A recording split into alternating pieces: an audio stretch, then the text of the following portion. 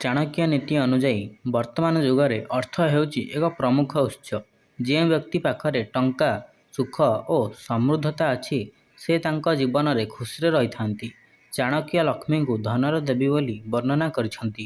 ଆଚାର୍ଯ୍ୟ ଚାଣକ୍ୟଙ୍କ ଅନୁଯାୟୀ ଯେଉଁମାନେ ଧନଦେବୀ ଲକ୍ଷ୍ମୀଙ୍କ ଆଶୀର୍ବାଦ ପାଆନ୍ତି ସେମାନେ ମଧ୍ୟ ସମ୍ମାନ ପାଆନ୍ତି। କିନ୍ତୁ ଲକ୍ଷ୍ମୀଙ୍କୁ କିଛି ଅଭ୍ୟାସ ଆଦୌ ପସନ୍ଦ ନୁହେଁ।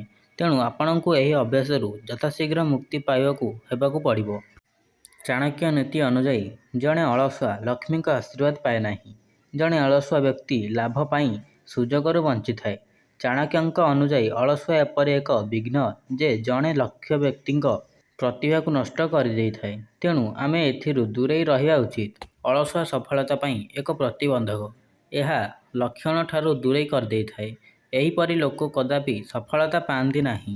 ଚାଣକ୍ୟ କହିଛନ୍ତି ଯେ ମା ଲକ୍ଷ୍ମୀ ଭୋଗୀ ବ୍ୟକ୍ତିଙ୍କୁ ପସନ୍ଦ କରନ୍ତି ନାହିଁ।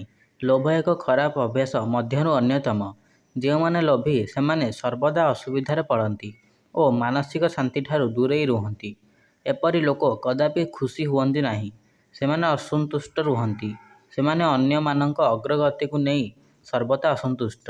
ଲୋଭୀ ବ୍ୟକ୍ତି ତାଙ୍କ ପ୍ରତିଭାର ସମ୍ପୂର୍ଣ୍ଣ ଫାଇଦା ଉଠାଇବାକୁ ସକ୍ଷମ ନୁହନ୍ତି। ଏହିପରି ଲୋକ ଲକ୍ଷ୍ମୀଙ୍କର ଆଶୀର୍ବାଦ ପାଆନ୍ତି ନାହିଁ। ଲୋଭ ଏକ ଖରାପ ଅଭ୍ୟାସ। ଏହାକୁ ଏଡ଼ାଇବା ହିଁ ଆମ ପାଇଁ ଉଚିତ।